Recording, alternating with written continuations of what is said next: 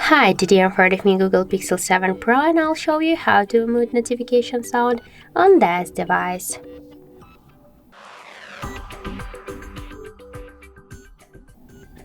So first let's open the settings application and then tap on the sounds and vibration.